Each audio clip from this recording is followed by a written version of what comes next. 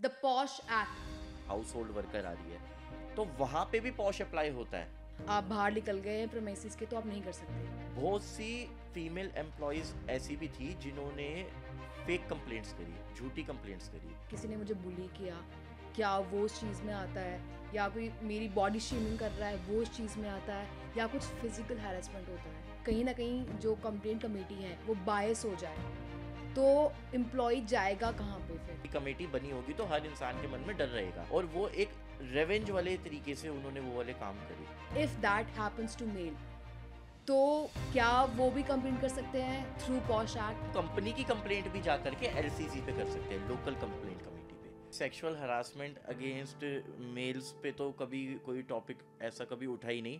Females ही जीती हैं अगर वो फॉल्स कर रही हैं कोई केस तो भी। बनवारी देवी के साथ गैंग रेप कर दिया, जो एक बिल्कुल नोटोरियस पर्सन हो जिससे कोई फर्क ही नहीं पड़ता, उसके लिए तो ये बहुत छोटी चीज है।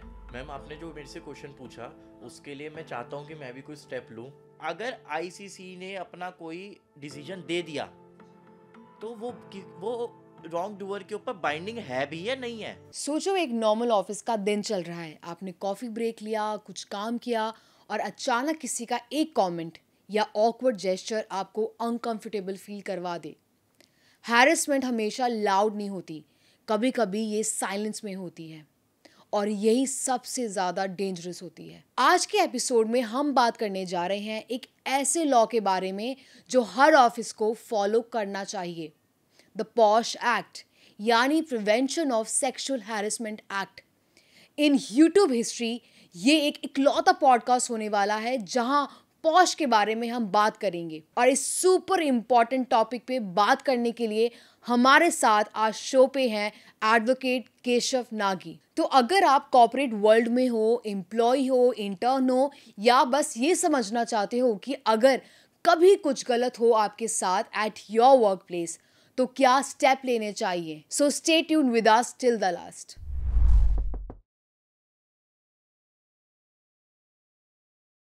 Hello and welcome to the second episode of legal bites with Keshav. आज इस टॉपिक के बारे में हम बात करने जा रहे हैं वो यूट्यूब की हिस्ट्री में पहली बार होने जा रहा है, द पॉश एक्ट। आखिर ये एक्ट होता क्या है सर?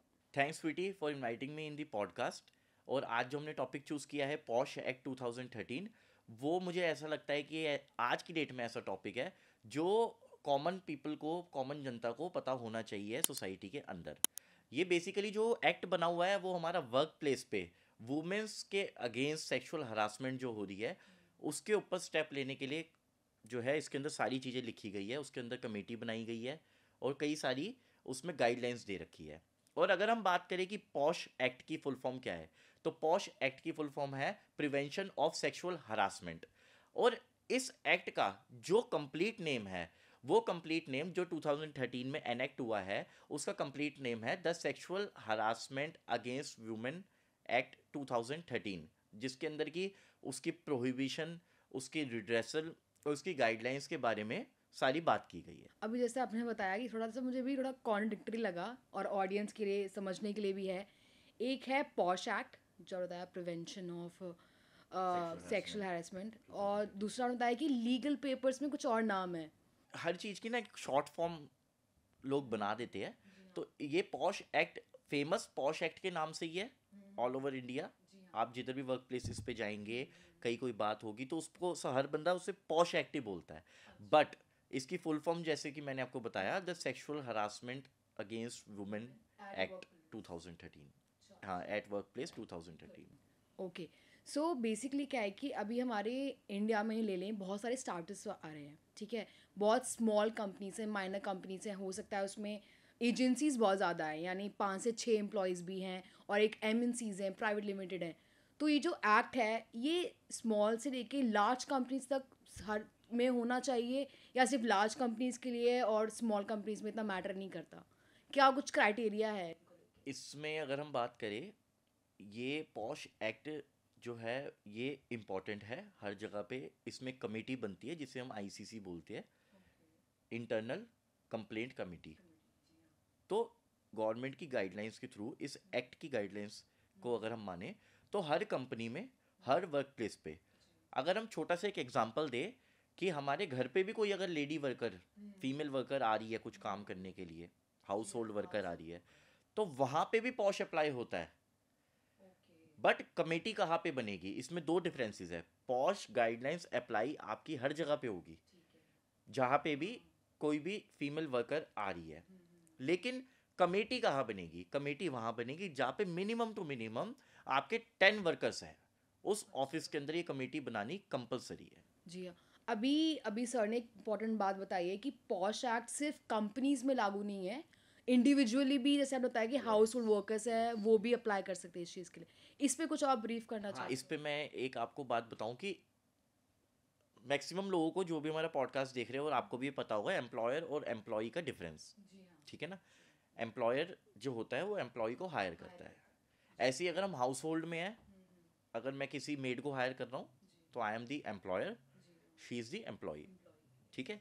ऐसे ही हम किसी कंपनी में जाए, किसी छोटी एजेंसी में जाए, या हम किसी स्टार्टअप को देखें जो भी है, तो there is one who is the employer and he is giving job to some employee.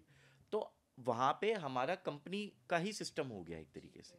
चाहे हम घर को भी ले लें, हमने किसी को हायर तो कर रखा है ना, और उनके साथ कोई भी सेक्सुअल हरासमेंट ना हो, उनके साथ कोई भी आउटरीचिंग मोडेस्टी ना हो, उसको बचाने के लिए, उसको जो है वैनिश करने के लिए, उसको रोकने के लिए ये एक्ट हमारा एनेक्ट किया गया है। अब जैसे आपने बताया कि एट वर्क प्लेस अगर कुछ भी मतलब मिसकंडक्ट होता है to the females at work place majorly, अगर वो चीज़ बाहर हो रही है by the employer of that company, तो भी अगर कोई विमेन है तो वो करना चाहे, कंप्लेंट करना चाहे तो भी वो कर सकती हैं, या फिर नहीं कि आप बाहर निकल गए हैं प्रेमाइसिस के तो आप नहीं कर सकते, ऐसा कुछ? हाँ, ये आपका बहुत टेक्निकल और इम्पोर्टेंट क्वेश्चन है, और मैं चाहता भी था इस बारे में बताऊँ मैं सबको। इसमें क्या होता है कि फॉर एग्जांपल आप एक कंपनी में वर्क कर रहे हैं, आप फीमेल वर्कर है वहाँ पे एक कंपनी में काम कर रहे हैं, और किसी मेल वर्कर ने आपके साथ जो भी है कुछ सेक्सुअल हरासमेंट या कुछ ऐसे कमेंट पास करे, जो वो अभी मैं आगे डिफाइन भी करूँगा जी कि जी किन जी। किन चीज़ों के ऊपर इस पे जो है संज्ञान लिया जा सकता है इस एक्ट के थ्रू, वो मैं अभी बताऊँगा डिफाइन डेफिनेशंस के हिसाब से। बट अगर ये चीज़ ऑफिस में हो रही है तो कमेटी के पास कंप्लेंट जो है पार्टी डाल सकती है, जो भी कंप्लेनेंट है, ठीक है। एंड सेकंड थिंग इज कि जो अगर हम अपनी कंपनी की किसी ट्रिप पे, कंपनी की मीटिंग पे कहीं गए हुए हैं, और वही कंपनी के एम्प्लॉयर्स ही आपस में ये चीज़ करते हैं, तो भी कंप्लेंट कमेटी में जा सकती है, ठीक है ना। उसके अलावा अगर हम एग्जांपल ले कि जी हम a girl is going in a market, वो मार्केट में है और कोई और एम्प्लॉय आ करके वहाँ पे कुछ हरासमेंट करता है उसको, तो वो डिपेंड करता है उस एग्जाम्पल पे, उस सिचुएशन पे कि वो क्या होती है। अगर वही एम्प्लॉय हो सकता है उसका पड़ोसी भी हो वहाँ पे, ठीक है ना। तो अब उस चीज़ को हमारे को थोड़ा वहाँ देखना पड़ेगा कि वो कंपनी के रिगार्ड में हमारे को ऐसे कर रहा है, कंपनी के अंदर कर रहा है, प्रीमिसेस में कर रहा है, कहाँ कर रहा है। बट हाँ, वो depends on example to example, situation to situation basically. अच्छा, मतलब वो जो वुमेन है वो कंप्लेंट कर सकती हैं, बट इट डिपेंड्स। इट अगर डिपेंड्स, कुछ इन्वेस्टिगेशन होगी तो वहाँ पे भी देखा जाएगा। शी हैज़ टू प्रूव कि उसके साथ वो चीज़ हुई है। एंड बहुत एक इंटरेस्टिंग बात आपको मैं और भी बताऊं कि अगर वो उस चीज़ को प्रूफ नहीं कर पाती, तो आप ये समझ लीजिए कि उसके भी अगेंस्ट में वहाँ पे कार्रवाई हो सकती है, प्रोविजन दिया गया है एक्ट के अंदर। तो जैसे आपने बताया है कि प्रूफ नहीं दे पाए, तो फॉर एग्जाम्पल अगर प्रीमिसेस के बाहर कहीं हो रहा है, तो अगर मान लो चलो ऑफिस में कैमराज हैं, कुछ हमारे को एम्प्लॉयज़ हैं, वो कुछ बता सकते हैं कि हाँ ऐसा हो रहा था, फॉलोअप्स कर रहा था, ऐसा कुछ है, बाहर कोई प्रूफ नहीं हुआ तो नथिंग इज़ देयर, कुछ नहीं हो देखो, सकता। लॉ की अगर हम किसी भी फील्ड की बात करें, आइदर इट इज़ कोर्ट और पुलिस स्टेशन और दीज काइंड ऑफ कमिटीज़ और ट्राइब्यूनल्स, कई सारी चीज़ें, हर जगह पे कोई ना कोई आपको एविडेंशियल रिकॉर्ड चाहिए होता है। तो you have to give the evidential record there कि वहाँ क्या हुआ, कमेटी के मेंबर्स को आपको रिकॉर्ड देना पड़ेगा। और एक इसके अंदर सेकंड पार्ट एक और क्रिएट होता है, जिसको हम बोलेंगे, कई बार ऐसा भी देखा गया है कई कंपनीज में, बीइंग ए लॉयर मेरे को ये चीज़ें बहुत बार सुनने में आई कि बहुत सी फीमेल एम्प्लॉयज़ ऐसी भी थी जिन्होंने फेक कंप्लेंट्स करी, झूठी कंप्लेंट्स करी। अच्छा। For what reason? Reason was कि उसको कोई काम बोला गया, कुछ करने के लिए कहा रिवेंज गया, लेना होगा तो। और वो एक रेवेंज वाले तरीके से उन्होंने वो वाले काम करे। तो कमेटी को जब पता लगा कि वो कंप्लेंट जो थी वो फॉल्स और फ्रिवलस थी, तो कमेटी ने उस फीमेल एम्प्लॉय के ऊपर ही पनिशमेंट्स लगाई एंड फाइन्स लगाए। पनिशमेंट नहीं, बेसिकली फाइन ही होती है, और पनिशमेंट इसके अंदर ये हो जाती है कि आपको जो है हम कंपनी से या तो हाँ सस्पेंड कर देंगे, या आपकी ब्रांच हम दूसरी किसी और ब्रांच में भेजेंगे, या आपको सीनियर पोस्ट से कई जूनियर पोस्ट पे वापस डिमोट करेंगे। ऐसी चीज़ें भी होती है। ठीक है। अब जैसे फॉर एग्जांपल कोई एक फीमेल है, तो अभी हो सकता है कि काफ़ी लोगों को पता ही ना हो पहली बात तो पॉश एक्ट होता क्या है। अगर ऐसा कुछ हो भी रहा है उनके साथ, तो मतलब मैं ये जानना चाह रही हूँ कि क्या लेवल है कि वो चीज़ होगी तब जाके मैं पॉश एक्ट में अप्लाई कर सकती हूँ। मतलब किसी ने मुझे बुली किया, क्या वो उस चीज़ में आता है, या कोई मेरी बॉडी शेमिंग कर रहा है वो उस चीज़ में आता है, या कुछ फिजिकल हैरेसमेंट होता है, तो इसका क्या कुछ ब्रीफ करना। तो मैं आपको बता देता हूँ कि इसके अंदर जो डिफाइन किया गया है कि किन किन चीज़ों पे, किन किन रिमार्क्स पे और क्या क्या होने के बाद कंप्लेंट फाइल की जा सकती है एक फ़ीमेल के पास, क्या फेवरेबल ऑप्शंस है जो उनको एक्ट में डिफाइन किए गए, वो मैं आपको बता देता हूँ। फर्स्ट ऑफ ऑल तो किसी भी तरीके का अनवांटेड फिजिकल टच अगर किसी गर्ल को, फीमेल को होता है तो वो कंप्लेंट कर सकते हैं। ठीक है। कोई भी सेक्सुअल हरासमेंट किसी भी तरीके की हो उसको कर सकते हैं। कोई भी अनवेलकम बिहेवियर किसी मेल पर्सन के थ्रू किया जाए जिसके लिए that girl is not ready, okay. तो भी कर सकते हैं। उसको जबरदस्ती विदाउट हर विल उसको पोर्नोग्राफी दिखाने की कोशिश की जाए तो भी कर सकते हैं। मतलब अगर हम मोटा मोटा एक बात करें तो किसी भी तरीके से कोई भी अनवेलकम बिहेवियर किसी फीमेल के साथ होता है तो वो कमेटी के पास कंप्लेंट डाल सकती है। Okay fine. अब जैसे आपने बताया कि एम्प्लॉयज़ के लिए वाली चीज़ है, अगर मान लो बहुत सी कंपनी में आजकल फ्रीलांस का चल रहा है कि काफ़ी लोग फ्रीलांस उस पर काम करते हैं, काफ़ी इंटर्न्स होते हैं। मतलब इंटर्न्स का ये होता है कि like they are for the 3 months और 6 मंथ, परमानेंट एम्प्लॉय नहीं है, तो उनके लिए भी ये चीज़ होती है कि अगर उनके साथ कुछ हो रहा है तो वो कर सकें। मैं आपको इसके बारे में भी बता देता हूँ कि अगर एक ऑफिस के अंदर इंटर्न, वहाँ पे इंटर्न्स भी आती है, जैसे कि मैंने आपको पहले बताया कि हाउस होल्ड वर्कर्स, अगर हाँ हाँ, घर पे कोई हमारी मेड कोई दे वर्क कैन कर दिया ऑल्सो, वो भी आ हाँ रही है, तो ठीक है। Same thing is here also. वहाँ पे भी कुछ जैसे हाउस होल्ड वर्कर्स नहीं हुए लेकिन मेड तो हुई, वहाँ पे कोई हाँ उस तरीके हाँ, के फीमेल स्टाफ होता है जी जो जी जी। क्लरिकल स्टाफ भी होता है, हाँ। और आपका ये हाउस कीपिंग स्टाफ में भी स्टाफ भी आता है। होता है जी। उसके अलावा आपके इंटर्न्स हो गए, ठीक है। ठीक है, एंड वहाँ पे फ्रीलांसर्स भी जो आ रहे हैं क्योंकि वो उस ऑफिस में इन्वॉल्व है। ठीक है, अगर क्लाइंट्स हैं तो। नहीं, इसमें क्लाइंट्स नहीं जो है इन्वॉल्व होते, बिकॉज क्लाइंट्स वहाँ के ना तो एम्प्लॉई है हाँ। ना उस ऑफिस का पार्ट है, उस ओके। कंपनी का पार्ट नहीं है क्लाइंट। ठीक है ठीक है। He is not a worker there. ठीक है ठीक है ठीक है, आपको मतलब कंपनी का पार्ट होना चाहिए। क्लाइंट के लिए तो हमारा आईपीसी और बीएनएस में ऑलरेडी प्रोविजंस दिए इसके लिए भी हुए, लेकिन ये बेसिकली है ही सारी की सारी हमारी कंपनी के लिए ही, जो भी हमारा ये लॉ बना हुआ है, एक्ट जो बना हुआ है। Basically for the work space, work work space, space work पे जो स्पेस, भी यस आपके साथ यस हो रहा यस है, यस। तो पॉश एक्ट में आप अप्लाई कर सकते हो। ओके। अब जैसे आप बता भी रहे हो कि आईसीसी कमेटी, मतलब जो इंटरनल कंप्लेंट कमेटी बनती है with in the company, with in the office, उसके जो मेंबर्स हैं वो मतलब मान लीजिए कि किसी कंपनी जो होती है वो हायर करती है उन मेंबर्स को, या विद इन ही आप मतलब उस मेंबर्स बन जाते हैं, क्या उसका प्रोसेस होता है, वो मेंबर्स होते कौन है बेसिकली। तो अगर हम बात करें कि मेंबर्स की कॉम्पोजिशन क्या है आईसीसी के अंदर, तो मेंबर्स की कॉम्पोजिशन में फर्स्ट ऑफ ऑल एक प्रिजाइडिंग ऑफिसर होता है जो कि एक female senior employee of that company होती है, वो प्रिजाइडिंग ऑफिसर बनती है। उसके बाद एक्सटर्नल मेंबर्स ऑफ कमेटी बनते हैं और इंटरनल मेंबर्स ऑफ कमेटी। दो एक्सटर्नल मेंबर्स ऑफ कमेटी बनते हैं जिसके अंदर की कोई एडवोकेट, रिटायर्ड जज, किसी एनजीओ के प्रेसिडेंट और एनजीओ के साथ सीनियर लेवल पे काम करने वाले कोई ऑफिसर्स हो, तो उन लोगों को एक्सटर्नल कमेटी में दो लोगों को लेते हैं। एंड देन इंटरनल कमेटी में ऑफिस ऑफिस के अंदर के ही एम्प्लॉयज़, दो जो भी इंटरेस्टेड हो, जो बेसिकली अपना एक इंटरेस्ट रखते हो कि जी हमारे को इसमें सोशली वर्क करना है, तो उनको भी होते हैं। मतलब there are total 4 4 members. Members in ICC. Yes. ठीक है। अब जैसे आपने बताया कि आईसीसी में ये मेंबर्स हैं, फॉर एग्जांपल कि चलो ये ठीक है, एक्सटर्नल मेंबर्स जो आते हैं they are not much aware about कि कंपनी में कौन एम्प्लॉयज़ है कौन नहीं है। इफ़ लाइक कोई हमारा इंटरनल मेंबर है, वही अगर इस मतलब कोई हैरेस करता है या कुछ ऐसा एक्ट करता है, और कहीं ना कहीं जो कंप्लेंट कमेटी है वो बायस हो जाए, तो एम्प्लॉय जाएगा कहाँ पे फिर, क्योंकि फर्स्ट स्टेप उसका वही है, वही कमेटी है, उसी के मेंबर्स ही उसको हार्म करेंगे तो वो कहाँ जाए?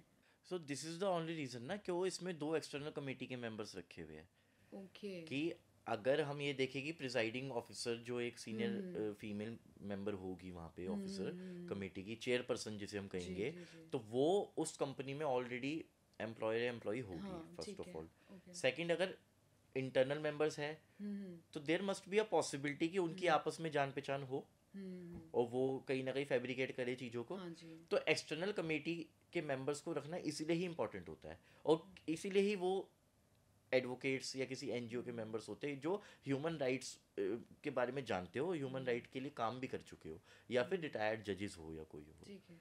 इसीलिए ही चलो। बाहर के मेंबर्स रखे हुए हैं। ओके। अगर चलो फॉर एग्जांपल हम एक चीज़ लेते हैं कि जितने हमारे चारों मेंबर्स हैं, चारों ही बायस हो जाएं, और ये चीज़ हो कि भाई जो उन्होंने डिसीजन लिया है रिगार्डिंग दैट केस वो ही परमानेंट है, फिर क्या करेगा? देखिए वैसे तो जनरली ऐसा नहीं होता, क्योंकि कमेटी बनाई ही इस तरीके से जाती है और 3 साल बाद कमेटी शफल भी होती है।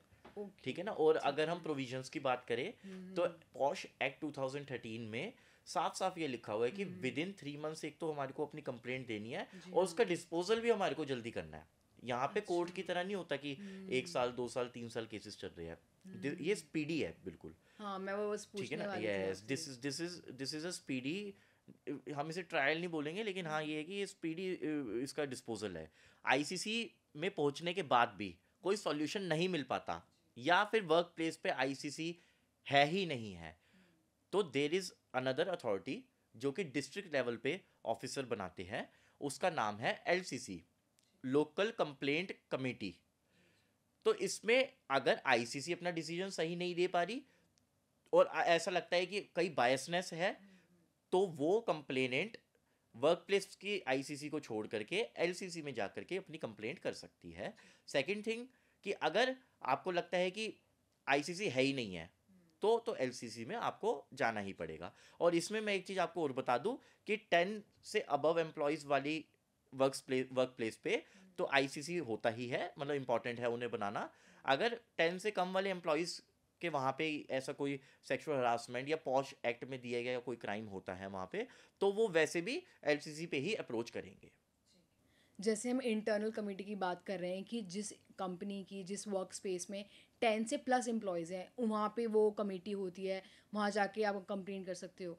व्हाट इफ़ कि 10 से कम एम्प्लॉयज़ की कोई भी कंपनी है, वो बंदे कहाँ जाएंगे, वो कहाँ कंप्लेंट करेंगे? जिस वर्क प्लेस में 10 जिस वर्क प्लेस में 10 से ऊपर लोग हैं उनके लिए तो इंटरनल कमेटी बनी हुई है। जिस वर्क प्लेस पे 10 से कम एम्प्लॉयज़ है वहाँ पे उनके लिए लोकल कमेटी बनी हुई है, जो कि हर डिस्ट्रिक्ट के अंदर डिस्ट्रिक्ट ऑफिसर के थ्रू वो कमेटी बनी हुई होती है, और तो वो लोग आईसी में जाने की जगह एलसी में जा सकते हैं। अगर मैं जैसे जानना चाहूँ कि किसी के साथ ऐसा कुछ होता है, तो आप मुझे स्टेप बाय स्टेप बताइए कि if not ICC then what, then what? सबसे पहली बात तो ये है कि आईसीसी क्रिएट करना पॉश एक्ट की प्रोविजंस के तहत इम्पॉर्टेंट है। अगर कोई भी न्यू कंपनी स्टार्टअप जिनकी भी 10 एम्प्लॉयज से, हाँ 10 और 10 से ज़्यादा अगर है, तो उनको ये बिल्कुल कंपलसरी है कि उनको आईसीसी कमेटी बनानी ही पड़ेगी, जिसकी कि एनुअल रिपोर्ट भी उनको गवर्नमेंट को, रेलिवेंट डिपार्टमेंट्स को, नोडल ऑफिसर्स को जा करके देनी है। अगर वो ये नहीं करते तो उनके ऊपर फाइन्स एंड पनिशमेंट्स है कंपनीज के ऊपर। तो सबसे पहली बात तो ये हो गई कि हमारे को ये बनाना इम्पॉर्टेंट है। तो क्योंकि ये इम्पॉर्टेंट है तो 99.9% कंपनीज में जो मुझे लगता है ये है, कमेटी बनी हुई है। अब किसी भी फीमेल एम्प्लॉय के साथ अगर किसी कंपनी में कुछ होता है, कोई भी ऐसा जो अभी हमने चीज़ें डिस्कस करी उन पॉइंट्स में से कुछ भी चीज़ अगर कोई होती है उनके साथ, तो वो अपनी कंप्लेंट विद इन 3 मंथ्स के अंदर कमेटी में जा करके उसको रजिस्टर कराइए। उसके बाद कमेटी उसके डिस्पोजल की तरफ जो है और भी बंदे बिठाएगी, मतलब और भी ये टीम मेंबर्स बैठ करके, जो कमेटी के मेंबर्स हैं, बैठ करके किसी न किसी सॉल्यूशन पे निकलेंगे। अगर हमें ऐसा लगता है कि हमारी कंपनी के अंदर आईसीसी सही सॉल्यूशन नहीं निकाल पा रही, तो हम उसको हम उन लोगों के खिलाफ जो कि प्रिजाइडिंग ऑफिसर्स हो गए उस कंपनी के, या जो भी मेंबर्स हो गए कंप्लीट, अगर हमें नहीं समझ आ रहा कि वो बायस हो रहे हैं, या वो हमारे को नहीं सॉल्यूशन दे पा रहे, या वो हमारी कंप्लेंट ही रजिस्टर नहीं कर रहे, तो हम पुलिस में कभी भी जा कर के इसके बारे में जो है कंप्लेंट रजिस्टर अपनी कर सकते हैं। क्योंकि जो ऑफेंस इसके अंदर लिखा हुआ है सेक्सुअल हरासमेंट का, अगर उसे हम आईपीसी या बीएनएस के हिसाब से देखें, तो वो जो है कॉग्निजेबल ऑफेंस है, नॉन बेलेबल कॉग्निजेबल ऑफेंस है वो, जिसके अंदर की पुलिस को एट अ टाइम ही उसके ऊपर कार्रवाई करनी है, इंक्वायरी करनी है, एफआईआर रजिस्टर करनी है। ये तो लॉ, ये जो एक्ट बनाया गया है वो इसलिए बनाया गया कंपनी का जो मैटर है, अगर कुछ कंपनी में ऐसा लगता है कोई मिसअंडरस्टैंडिंग है, किसी के साथ कुछ हो गई, फर्स्ट ऑफ ऑल तो मिसअंडरस्टैंडिंग ना ही हो, ये चीज़ें ना ही हो, इस वजह से ही इस एक्ट को एनेक्ट किया गया है कि कमेटी बनी होगी तो हर इंसान के मन में डर रहेगा जी हाँ। कि अगर हम गलत करते हैं तो हमारे ऊपर आईसीसी कभी भी एक्शन ले सकता है। ठीक है, तो अगर कमेटी हमारी बनी हुई है तो फर्स्ट ऑफ ऑल तो होने के चांसेस ही कम हो जाते हैं कोई भी क्राइम होने के। सेकंड, अगर वो हो जाता है तो कमेटी है। थर्ड, अगर कमेटी कुछ नहीं कर पाती तो आप अपने रेलेवेंट सेक्शंस में जा करके पुलिस में FIR कर एफआईआर सकते हैं। करिए। वो अच्छा। बिल्कुल हमारे लिए वो ऑप्शन हमेशा खुला हुआ है। ठीक है, ठीक है। अब मान लीजिए बहुत सी ऐसी कंपनीज हैं, मतलब जिनके 10+ एम्प्लॉयज़ हैं, और वो मान लीजिए एसएमई या किसी प्राइवेट लिमिटेड में रजिस्टर्ड नहीं है, तो हम उनके पास कोई पॉश मतलब कोई इंटरनल कमेटी भी नहीं है, तो हम उन कंपनीज के लिए कंप्लेंट कर सकते हैं कि आपकी, फॉर एग्जांपल मैं एम्प्लॉई हूँ ऐसी कंपनी की जहाँ पे 10+ एम्प्लॉयज़ भी हैं और वो रजिस्टर्ड नहीं है, और मतलब मैं अब बाइंड हो जाऊंगी कि अब वो रजिस्टर्ड नहीं है तो मैं उस कंपनी के खिलाफ नहीं कर सकती कंप्लेंट, ऐसा कुछ तो नहीं होता? अगर कोई कंपनी आईसी या जिसे हम आईसीसी भी बोलते हैं वो अपने यहाँ पे नहीं फॉर्म करती, जिसके 10 और 10 से अबव एम्प्लॉयज़ है, तो उस कंपनी के एम्प्लॉयज़ फर्स्ट ऑफ ऑल तो जा करके अपनी कंप्लेंट फिर एलसीसी में करेंगे। And what is LCC? LCC is local complaint committee. वो एक डिस्ट्रिक्ट ऑफिसर, हर डिस्ट्रिक्ट का जो गवर्नमेंट डेजिग्नेटेड ऑफिसर होता है, वो भी सेम पॉश एक्ट के लिए ही एक कमेटी बनी होती है। वो कंपनी में नहीं होती, कंपनी के बाहर होती है। अगर कंपनी ने अपना कंप्लायंस नहीं कर रखा, तो मैं आपके क्वेश्चन का आंसर दे दूं, जैसे आपने पूछा कि अगर कंपनी ने नहीं आईसीसी क्रिएट कर रखी, तो हम कंपनी की कंप्लेंट भी जा करके एलसीसी पे कर सकते हैं, लोकल कंप्लेंट कमेटी पे, जो कि डिस्ट्रिक्ट ऑफिसर जिसे हेड करता है। अभी फीमेल्स की बात कर रहे हैं हम लोग कि पॉश एक्ट में फीमेल ये कर सकती हैं, कुछ कंप्लेंट कर सकती हैं। If that happens to male, तो क्या वो भी कंप्लेंट कर सकते हैं थ्रू पॉश एक्ट, या उनके लिए है कि नहीं है? मैम, आपने जो मेरे से क्वेश्चन पूछा हाँ। उसके लिए मैं चाहता हूँ कि मैं भी कुछ स्टेप लूँ, जी। मैं भी कुछ पीआईएल्स फाइल करूँ, कुछ जी जी। मेल्स के लिए भी किया जा सके। बट मैं आपको बता दूं कि सेक्सुअल हरासमेंट अगेंस्ट मेल्स पे तो कभी कोई टॉपिक ऐसा कभी उठा ही नहीं। और आपने अच्छा टॉपिक उठाया हुआ, तो हम अपना अगला पॉडकास्ट इसी टॉपिक पे करेंगे कि इसमें हम क्या क्या प्रोविजंस ला सकते हैं। और अगर हम पॉश एक्ट की बात करें, तो पॉश एक्ट में मेल्स के लिए तो अभी कोई भी प्रोविजन नहीं है। इन फ्यूचर कुछ उसमें अमेंडमेंट्स हो या हम कुछ नया लॉ लेकर के आ सके, तो कुछ उसमें एनेक्टमेंट्स हो सकती है, बट अभी फॉर द टाइम बिंग अभी कुछ भी नहीं है उसके अंदर। आप काफ़ी सालों से प्रैक्टिस कर रहे हैं लॉ को, आपकी लाइफ में कोई ऐसा केस हो जो आप शेयर करना चाहें? मेरे पास एक केस आया था ऐसा मिलता जुलता, वो मेरे को अभी पॉडकास्ट करते समय ही एकदम ध्यान आया। एक लेडी थी, वो कई गवर्नमेंट ऑफिस में कई जॉब करती थी, उनकी आइडेंटिटी मैं नहीं बताऊंगा। तो उधर उनके साथ कोई सेक्सुअल हरासमेंट का एक इंस्टेंस हुआ था। जी हाँ। उन्होंने आईसीसी में कंप्लेंट करी भी थी, वहाँ की इंटरनल कमेटी में कंप्लेंट भी करी थी, बट वहाँ से उनको कोई भी जो है रेजोल्यूशन नहीं प्रोवाइड किया गया, सॉल्यूशन नहीं प्रोवाइड किया गया। तो उसके बाद उन्होंने मेरे को अप्रोच किया आकर के कि जी मैं हमने वहाँ पे भी कंप्लेंट करी, हमारे को इतना ही पता था, इसके बाद हम क्या करें। तो फिर मैंने उनको बताया था कि एलसीसी में भी होता है, तो वहाँ पे मैंने उनकी फॉर्मल एक कंप्लेंट बना करके लॉन्च करवाई थी, और उनका काम हुआ भी। बट हाँ, मैं क्योंकि मैं बहुत टाइम से प्रैक्टिस कर रहा हूँ और मैंने कई सारे केसेस पॉश के डील भी किए, और आज की डेट में मैं एक चीज़ और बोलना चाहूँगा। हो सकता है कि थोड़ा सा फीमेल्स को बुरा भी लगे, बट मैं हर किसी के बारे में नहीं बोल रहा। देयर आर मैनी इंस्टेंसेस जहाँ पे मैंने ये चीज़ देखी है कि ये फेक केसेस भी फाइल होते हैं। ठीक है। फेक केसेस भी पॉश के फाइल होते हैं, जिसके अंदर कि ऐसा होता है कि वुमेन को कोई ऐसा काम करने को बोला गया, उनका अपना मैनेजमेंट का वर्क या जो भी उनका जो भी मतलब जो जिस भी फील्ड में अपनी प्रैक्टिस कर रहे हैं, जो भी उनका ऑफिशियल वर्क है वो करने के लिए कहा गया, या उनको प्रमोशन नहीं दिया गया और उनका बॉस है कोई मेल मेंबर है, तो कई बार मैंने ये भी चीज़ रियल लाइफ एग्जांपल में देखी है कि कुछ फीमेल्स इस चीज़ को ब्लैकमेलिंग के लिए भी यूज़ करती है, मतलब मिसयूज किया मिस जाता है यूज उसका ऑफ भी। लॉ हो रहा है, ठीक है। ये भी इंस्टेंसेस देखे गए हैं। जी हाँ। बट मैं ये नहीं कह रहा कि 100% केसेस ही ऐसे होते हैं, ओनली जस्ट 1-2%, बट ऐसे होते हैं। तो इन्वेस्टिगेशन में आपके हिसाब से क्या होता है कि फीमेल्स ही जीतती हैं अगर वो फॉल्स कर रही हैं कोई केस तो भी? 2 मिनट के लिए अगर हम लॉ को एक बार को साइड रख दे और मैं ये कहूँ कि मेरा ऑफिस है, मैंने उसमें हायर किया हुआ है, उसमें मोर देन 10 एम्प्लॉयज़ है, मैंने आईसीसी भी बना रखी है, एंड उसके बावजूद कोई एक मेरी एम्प्लॉय मेरे पास आती है और मेरे को आकर के वो, अच्छा मैं आपको ये भी बहुत एक इंटरेस्टिंग बात 1 मिनट के लिए रोक के बता दूं कि इसके अंदर सब इंक्लूड है, पॉश एक्ट के अंदर हर पर्सन इंक्लूड है, either he is the owner of the company, partner of the company, firm, जो कुछ भी है, प्रोप्राइटर ऑफ द फर्म है, कोई फर्म है, कोई कंपनी है, वर्क प्लेस पे जो भी पर्सन इंक्लूड है वो इस एक्ट के अंडर में गवर्न होता है। अगर हम ये बात करें कि कमेटी जो है रॉन्ग कंप्लेनेंट को, जिसने फॉल्स फ्रिवलस कंप्लेंट डाली, उसे कैसे पकड़ती है, तो उसके अंदर वो तो पार्ट बिल्कुल कमेटी का है, वो प्रॉपर इन्वेस्टिगेशन करती है सारी चीज़ें देख करके, और जो भी ये रॉन्ग डूअर्स है जो इस लॉ का मिसयूज़ कर रहे हैं वो पकड़े भी जाते हैं, 90% तो वो पकड़े भी जाते हैं।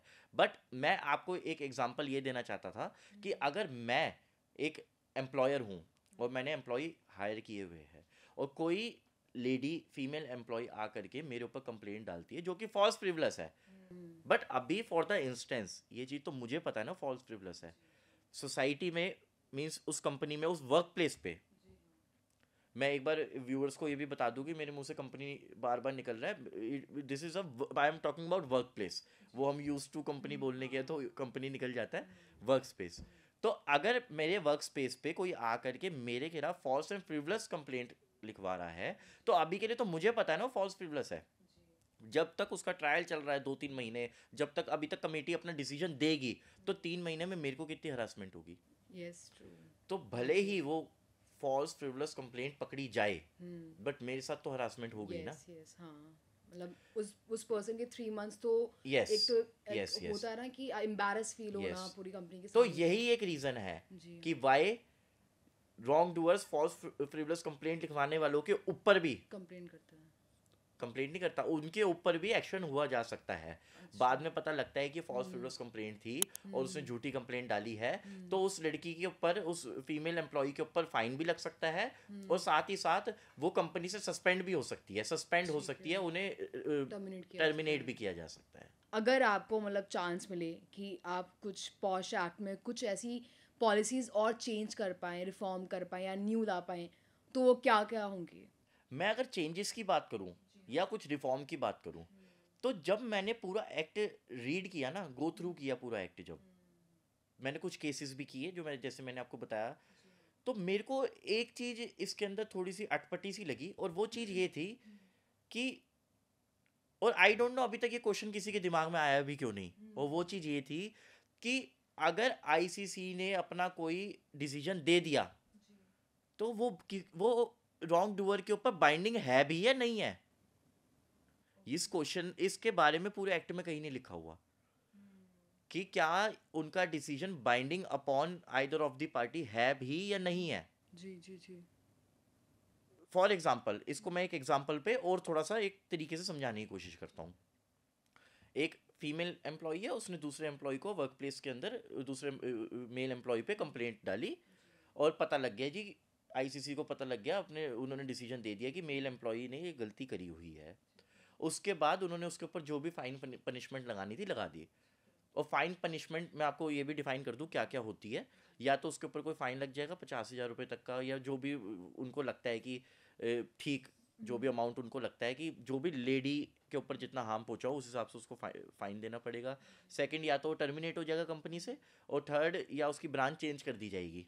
और या उसे डिमोट भी कर सकते हैं। ठीक है। ठीक है ना, ठीक है। ये तीन चार तीन चार चीजें जो हो चीज़ें होती है सकती वो हैं। होती है। ठीक है। अब मैं कहता हूँ इन चार ऑप्शंस में से कमेटी के मेंबर्स ने कुछ भी एक बोल दिया कि आपके ऊपर फाइन है, तो अगर वो फाइन नहीं देता तो क्या करेगी कमेटी?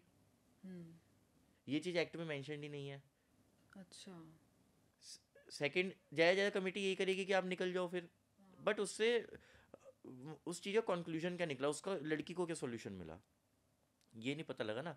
सेकंड, अगर कमेटी उनको ये उसको टर्मिनेट कर देती है तो उसको अपने प्रोफेशनल लेवल पे तो चलो इम्पैक्ट पड़ेगा, हम्म। ठीक है ना, बट मैं ये कहना चाहता हूँ प्रोफेशनल लेवल पे उसे इम्पैक्ट पड़ भी गया, बट लड़की को क्या बेनिफिट मिला? हम्म। ठीक है ना, ठीक है। ठीक है। कंप्लेनेंट को क्या बेनिफिट मिला? हम्म। उसके बाद अगर मैं एक बात और करूँ कि जैसे कि मैंने बोला कि उसको डिमोट कर दिया गया जो भी है, तो उसमें प्रोफेशनली तो पढ़ रहा है। मैं एक बात कहना चाह रहा हूँ कि उसको डिमोट कर दिया गया जी, और दूसरी तरफ से उसको कोई और कंपनी उससे भी ऊपर पोस्ट पे जॉब दे रही है, तो वो तो चला जाएगा वहाँ से। तो उसमें उसमें कंप्लेनेंट के लिए क्या बेनिफिट है? तो ये बाइंडिंग मेरे को कहीं से नहीं लगा कि बाउंडेशन वाली बात नहीं लगी। हाँ, डर है लोगों के अंदर, करेंगे तो समाज में हमारा नाम खराब होगा, हाँ, बेइज्जती होगी, बेइज्जती वर्क प्लेस होगी। पे जी जी। हम डिमोट हो सकते हैं, बट जो एक बिल्कुल नोटोरियस पर्सन हो जिससे कोई फर्क ही नहीं पड़ता, उसके लिए तो कुछ भी नहीं है उसके लिए तो ये बहुत छोटी चीज़ है। ट्रू। और अभी मैंने थोड़ी देर पहले बात आपसे करी थी कि आउटरीजिंग द मोडेस्टी या सेक्सुअल हरासमेंट और ये सारी चीज़ें जो है, ये इंडियन लॉ के हिसाब से नॉन बेलेबल ऑफेंस है, जी। कॉग्निजेबल ऑफेंस है, जी। जिसके अंदर की पुलिस को संज्ञान एकदम लेना पड़ेगा। ठीक है। हम कमेटी में सेम ही चीज़ के लिए इतनी छोटी सी पनिशमेंट और फाइन दे रहे हैं। मतलब जो हमारा क्राइम है वो सेम है, बट सेम है, यहाँ पे पनिशमेंट ऐसी है कि इतना नहीं हाँ। है तो कि कहीं ना कहीं मेरे को ये जी। लगता है कि एनेक्टमेंट एक तो बाइंडिंग के ऊपर करनी चाहिए कि बाउंडेशन है क्या है, हमें पता तो लगे। जी हाँ। या तो कुछ ऐसा हो कि जब पता लग रहा है कि जी कंप्लेंट बिल्कुल जेन्युइन थी, फॉल्स फ्रिवलस नहीं थी, और अपोजिट पार्टी को पनिशमेंट दी भी गई है, तो या तो पनिशमेंट में कुछ एनेक्टमेंट्स हो कि पनिशमेंट कुछ ऐसी हो कि उसके ऊपर पिनल प्रोविजंस चले, या फिर उसको कुछ ऐसा हो कि जैसे जैसे ऑल इंडियन मैनेजमेंट एसोसिएशन है, हमारी बार काउंसिल है, ऐसी हर किसी की अपनी अपनी काउंसिल्स बनी हुई है, तो या तो उन काउंसिल्स में उनके लिए लिखा जाए कि जी इसको आगे जॉब ही नहीं देनी इतने टाइम तक के लिए, या उसका एक कैरेक्टर सर्टिफिकेट बनाया जाए।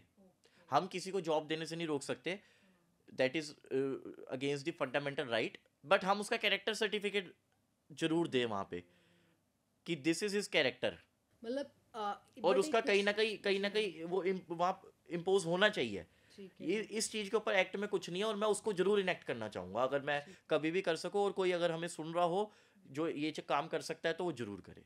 True true. एंड बहुत आपने मेजर पॉइंट्स उठाए हैं कि अगर कंप्लेनेंट है वो सिर्फ कंप्लेन कर देगी, वहाँ से मैक्सिमम ये हो सकता है जो अक्यूज्ड है हमारा वो बस वहाँ से निकल जाएगा, मैक्सिमम यही है और कुछ भी नहीं है उसके अगेंस्ट। यस, या फिर उसके ऊपर फाइन है, फाइन है, फाइन है, डिमोट हो जाएगा, या उसे निकाल दिया जाएगा, या उसकी ब्रांच चेंज कर दी जाएगी, दैट्स ऑल। That's it. तो ये बहुत बड़ा आई वुड से कि ड्रॉबैक है इस एक्ट का भी। जो ये पॉश एक्ट है ये मतलब आया कहाँ से था, क्या हिस्ट्री है, क्यों लाया गया था 2013 में जो आपने बताया, मतलब उसकी कुछ हिस्ट्री आप बताना चाहें तो जैसा कि आपने मेरे से पॉश एक्ट की हिस्ट्री के बारे में पूछा, तो मैं आपको बता दूं पॉश एक्ट जो एनेक्ट हुआ 2013 के अंदर, वो सुप्रीम कोर्ट की एक बहुत लैंडमार्क जजमेंट है जिसका नाम है Vishakha and others versus state of Rajasthan. उसके अंदर सुप्रीम कोर्ट ने विशाखा गाइडलाइंस एनेक्ट करी थी, गाइडलाइंस जो है दी थी, उसके बिहाफ पे पॉश एक्ट 2013 बना। और अब मैं आपको विशाखा गाइडलाइंस का भी थोड़ा सा ओवरव्यू दे देता हूँ कि उसमें मतलब वो उसकी हिस्ट्री क्या रही, मैं वो भी बता देता हूँ। 1992 के अंदर बनवारी देवी नाम की एक लेडी थी जो कि सोशल एक्टिविस्ट थी, एंड वो किसी एनजीओ में भी इन्वॉल्व थी, एनजीओ की वर्कर थी बेसिकली, सॉरी इन्वॉल्व नहीं थी, वहाँ की वर्कर थी।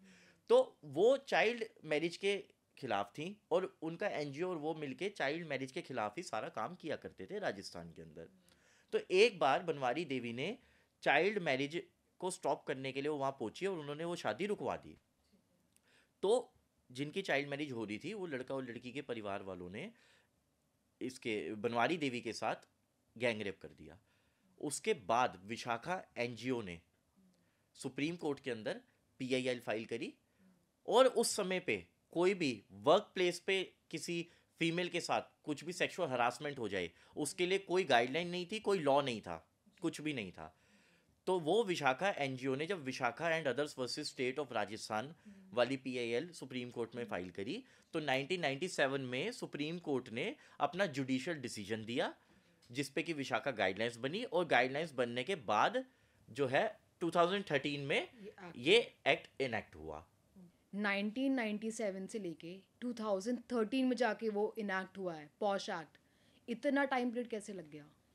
तो देखिए, इतना समय इसलिए लगा क्योंकि जो विशाखा गाइडलाइंस वाला डिसीजन था, जो Vishakha and others versus state of Rajasthan में सुप्रीम कोर्ट ने गाइडलाइंस दी, वो जो था वो एक जुडिशियल डिसीजन था, ठीक है ना। और लॉ इनेक्ट करने की जिम्मेवारी लेजिस्लेचर के पास होती है। तो जैसा कि आपको पता है, इंडिया में हर 5 साल में चुनाव होते हैं, तो उनके अपने अपने पॉलिटिकल एजेंडाज, पॉलिटिकल डिसीजंस, किसी सरकार ने कुछ किया, किसी ने कुछ किया, और ब्यूरोक्रेट्स के अपने अपने डिसीजंस, उन चीज़ों को लेकर के थोड़ा सा डिलेड प्रोसेस हमारा इंडिया में है, उसको लेकर के डिले हुआ। लेकिन सुप्रीम कोर्ट ने अपनी गाइडलाइंस 1997 में दी थी, और 2013 में एक्ट एनेक्ट हुआ है। So that's it for the podcast and thank you so much. हमारी ऑडियंस को काफ़ी नॉलेज मिली होगी पॉश एक्ट के बारे में। अगर ऐसा कुछ होता है आपके साथ कंपनी में, तो you should go to the हमारी जो इंटरनल कमेटी है, वहाँ पे आप कंप्लेन कर सकते हो, and you can complaint via POSH act. So thank you so much Keshav ji, इतनी सारी इन्फॉर्मेशन देने के लिए, लोगों को नॉलेज प्रोवाइड कराने के लिए। एंड ऐसे ही और टॉपिक के साथ हम आएंगे और पॉडकास्ट लेके हमारी इस सीरीज़ में। That's it for the podcast.